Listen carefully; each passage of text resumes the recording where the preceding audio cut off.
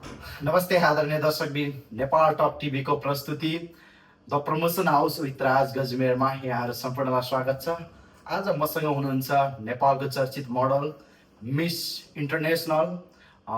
सर्वप्रथम त उहाँ मिस कोशी हुनुहुन्छ। मिस कोशीपछि पछिल्लो समय मिस इन्टरनेसनल हुनुभएको छ र आफैमा एउटा व्यवसाय पनि, सफल व्यवसाय पनि हुनुहुन्छ। उहाँ व्यवसाय पनि, रेस्टुरेन्ट व्यवसाय पनि गर्नुहुन्छ। स्वागत छ तपाईँलाई कार्यक्रममा। Thank you so much. के छ आज भोलि दिनचर्याहरू केमा बित्दैछन्? आजभोलि सुटिङहरू अलिक धेरै नै आइरहेछ, अफरहरू होइन। अनि सुटिङ गरिरहेको छु अनि आफ्नो बिजनेस त छँदैछ, बिजनेस पनि गर्छु, सुटिङ पनि गर्छु दुईतिरै। म्युजिक भिडियोमा भन्दा आजभोलि टेलिसिरियलमा व्यस्त हुनुहुन्छ क्या हो? म चाहिँ यस्तो भयो, म चाहिँ मुभी चाहिँ मेरो अब मुभीबाट आएको म फर्स्टमा चाहिँ मिस कोशी पछाडि। अनि मुभी 6वटा सक्यो। अब म्युजिक भिडियो पनि बिचमा धेरै नै गरेँ, 100 पुनः लगाइसक्यो नि त। अनि बट अहिले चाहिँ म सिरियल पनि खेल्दैछु क्या, नयाँ सिरियल भनौँ न, भद्रगोल छ, पछ्यौरी छ। अनि सानी भन्ने सिरियल चाहिँ भर्खर नयाँ आउँदैछ, हाम्रो अब टेलिभिजनमै आउँदैछ, त्यो चाहिँ आइसकेको छैन। पक्कै पनि काठमाडौँमा एउटा सङ्घर्ष गरेर एउटा नारीलाई यहाँसम्म पुर्याउनलाई कतिको कठिनाइ भयो? अब कठिनाइ त एकदमै 100% नै हुन्छ, किनकि म चाहिँ कलाकार क्षेत्रमा, मेरो फ्यामिलीमा चाहिँ म एक्लै हो क्या। अब कसैले तान्ने पनि छैन। अनि फेरि साथीभाइ पनि त्यस्तो कलाकार क्षेत्रमा धेरै चिनेको पनि थिएन पहिला सुरुमा, म काठमाडौँ आउँदाखेरि पूर्वबाट। अनि अलिकति गाह्रै भयो। पूर्व मैले मिस कोशी जित्ने बित्तिकै चाहिँ मुभीमा अफर आयो होइन। डेमो मुभी चाहिँ मेरो एक कहानी। अनि एक कहानी खेलिसकेपछि चाहिँ अनि 4टा भिडियोहरू उतै गरेँ। अनि त्यस पछाडि डाइरेक्ट फेसबुकबाट अफर आएको यहाँ काठमाडौँमा। अब काठमाडौँमा कसैलाई चिनेको छैन, जानेको छैन होइन। अनि आफन्त चाहिँ होइसिन्छ मेरो इमाडोलमा अङ्कल आन्टीको घर छ। अनि त्यहीँ बसेर चाहिँ मैले होइन आफ्नो करियर बनाएँ भनौँ न। आजभोलि म्युजिक भिडियो, टेलिसिरियल बाहेक अरू व्यवसाय त तपाईँको छँदैछ। पछिल्लो समय तपाईँको जीवनमा धेरै दुःख र सङ्घर्षहरू त सबैले भोग्नै पर्छ। काठमाडौँमा यति बेला व्यवसायहरू चाहिँ, व्यवसाय गर्ने मान्छेहरू चाहिँ व्यवसाय धाराशय अलिकति सङ्घर्ष, अलिकति कठिन भएको भन्ने बताउँछन्। तपाईँको आफ्नो पर्सनल व्यवसाय चाहिँ कस्तो चलिरहेछ? अब हाम्रो भनेको रेस्टुरेन्ट लाइन हो, त्यही पनि अब नाइट मात्रै हुन्छ। बेलुका 4 बजीदेखिको बिहान 4 बजीसम्म खुल्नुपर्ने हुन्छ। अनि अब कस्टमरहरू खाने बस्ने त्यस्तो खालको राम्रो कस्टमरहरू भयो भने चाहिँ हामीले 6-7 बजीसम्म, 8 बजीसम्म खोलिदिने गरेको छ। अनि मेरो चाहिँ दिउँसो सुटिङहरू हुने भएकोले म चाहिँ अब त्यति लङ टाइमसम्म बस्न सक्दिनँ। राति बस्न चाहिँ बस्छु। बेलुका 7-8 बजीदेखि चाहिँ रेस्टुरेन्टमै हुन्छु। अनि बट 3 बजी 4 बजीसम्म मात्र। कहिले चाहिँ अब सुटिङ, भोलिपल्ट सुटिङ छ भने, प्रोग्रामहरू छ भने चाहिँ म 12-1 बजी, 2 बजी नै भनौँ न निस्किसकेको हुन्छु घरमा होइन। अनि कतिपय साथीहरू, मेरो आफन्तहरू आउनुहुन्छ मलाई त्यहाँ भेट्नु भयो रेस्टुरेन्टमा। अनि त्यतिखेर चाहिँ मलाई नदेखेर चाहिँ उहाँहरूले कल गर्नुहुन्छ क्या। अनि सुस्मिता कहाँ हो भनेर भन्नुहुन्छ। अनि म चाहिँ घर आइसकेँ, अब सुत्न पो लागेको भन्दाखेरि, ला तपाईँलाई भेट्न आएको, तपाईँलाई नै भेटेनौँ भनेर कतिपय मान्छेहरू बस्नु हुँदो रहेछ होइन। कतिपय चाहिँ मलाई नै मै चाहिन्छ मेरो रेस्टुरेन्टमा भन्ने अब आधारले चाहिँ आउनुभएको हुन्छ नि त। अनि त्यो भएर चाहिँ अब उहाँहरू फर्केर जानुहुँदो रहेछ कति चाहिँ। जस्तै कि तपाईँको नाइट व्यवसाय, रेस्टुरेन्ट र कला क्षेत्रलाई दुइटैलाई कसरी अगाडि बढाउनु भएको छ? कसरी मिलाएर अगाडि बढाउनु? समयको म्यानेज गर्न त एकदम कठिन हुन्छ होला। जस्तै 6 बजीसम्म नाइट बस्छु पनि भन्नुभयो। अब भोलिपल्ट सुटिङ परेको दिनमा त्यसलाई कसरी चाहिँ तपाईँले टाइमको चाहिँ म्यानेज गर्नुहुन्छ? म सुटिङ परेको दिन चाहिँ 6 बजीसम्म बस्दिनँ नि त। 2 बजी 3 बजी घर पुगेर अनि 4 बजीतिर सुत्छु। अनि 4-5 बजी निन्द्रा लाग्ने भनेको नि अब त ह्याबिट भएछ रातभरि नसुत्ने, त्यही भएर बिहान मात्रै सुत्ने बानी भएर बिहान मात्रै सुत्छु। अनि मैले चाहिँ 5 वर्षदेखि 6 वर्ष भयो बिजनेस लाइनमा होइन। र मैले सुटिङ पनि कन्टिन्यू गरिरहेको छु, रुकेको पनि छैन होइन। फेसन सोदेखि लिएर, एडहरूदेखि लिएर अब अहिले त सुटिङमा पनि म अलिकति धेरै सिरियलहरू पनि खेल्न थालेको भएर होइन। सिरियल पनि नयाँ नयाँ आइरहेको छ युट्युबमा अनि टिभी हुँदी। अनि बट त्यतिखेर चाहिँ एकदमै मलाई चाहिँ गाह्रो हुन्छ, निन्द्रा लागेर आँखाहरू पोल्ने हुन्छ, रातो रातो हुन्छ आँखा। अनि रातभरि रक्सी खाएर आएँ क्या हो भनेर मलाई जिस्काउनु पनि हुन्छ होइन डाइरेक्टरहरूले, अनि त्यहाँनिर कलाकारहरूले। अनि बट म चाहिँ रक्सी कहिले पनि खाँदिनँ क्या। पक्कै पनि आदरणीय दर्शकबिनहरू, उहाँसँग मैले पनि निकै लामो समयदेखि सङ्गत गरेको छु। आजसम्म चाहिँ रक्सी खानु भएको छैन। रक्सी बेच्नु चाहिँ हुन्छ म रक्सी चाहिँ खाँदिनँ। बेच्नु चाहिँ हुन्छ। उहाँसँग मैले बाबुल गिरी र प्रीति हालेका गीतमा हामीले सँगै काम गरेका थियौँ। हो एकदमै भिडियोको भ्युज पनि राम्रो भएको छ, एकदमै राम्रो गएको छ। अझै पनि हेरिदिनुहुन्छ अब होइन, हेर्न सक्नुहुन्छ हजुरले। तिमीलाई को मादल बजाउँछ होइन, एकदमै विश्वास गर्नु पनि भेट्नुहुन्छ युट्युबमा।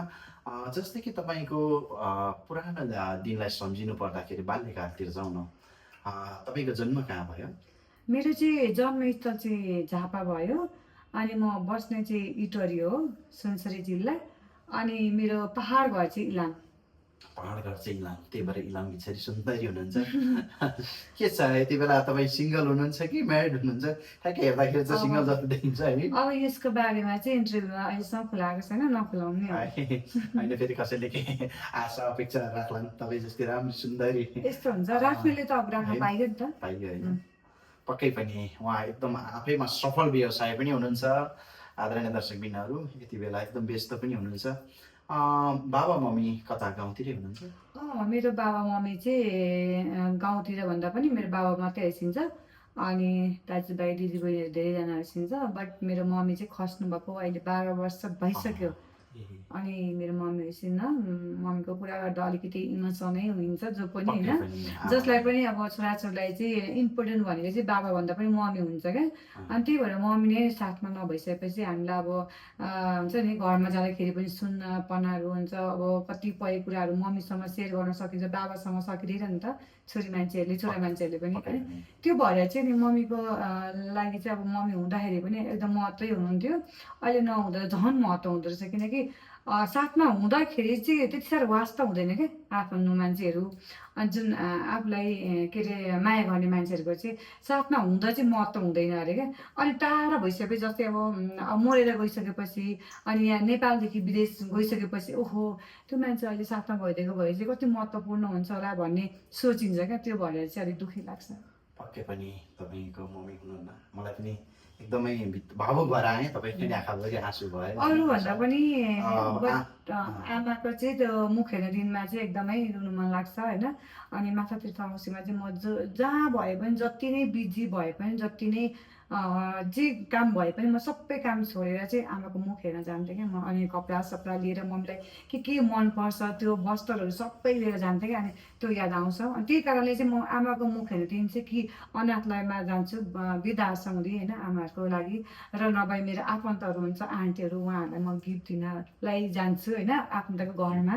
अनि उहाँहरूलाई पनि भेटिनँ भने, जुन माघे तीर्थ औँसीको दिन भेटिनँ भने चाहिँ उहाँहरूको गिफ्ट चाहिँ मैले होइन एक्स्ट्रा राखिराखेको हुन्छ, सपिङ गरेर पछि लगेर भए पनि दिन्छु। पक्कै पनि एकदमै राम्रो विचार। अनि एक्लो नारी भनौँ है, तपाईँ सफल व्यवसाय नै हुनुहुन्छ।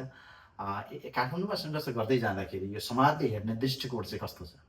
अब यस्तो हुन्छ, समाजले त कहिले कसले राम्रो हेर्छ, कसैले राम्रो भन्नुहुन्छ, कसैले नराम्रो भन्नुहुन्छ होइन।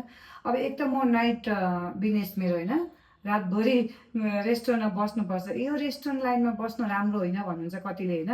अनि छोरी मान्छे भएर यत्रो ठुलो बिजनेस चाहिँ, रातभरिको बिजनेस चाहिँ छोरा मान्छेले गर्नुपर्ने बिजनेस चाहिँ छोरी मान्छे चलाएर बस्नुहुन्छ, यस्तो छोरी मान्छे भइदिए पो अनि देश बन्छ भनेर भन्नुहुन्छ क्या। अनि कतिले राम्रो भन्नुहुन्छ, कतिले नराम्रो भन्नुहुन्छ। अनि फेरि म कलाकार क्षेत्रमा अब नायिका होइन, अनि नायिकाहरूलाई चाहिँ अब कलाकारहरूलाई चाहिँ कतिले माया गर्नुहुन्छ, कतिले घृणा गर्नुहुन्छ क्या।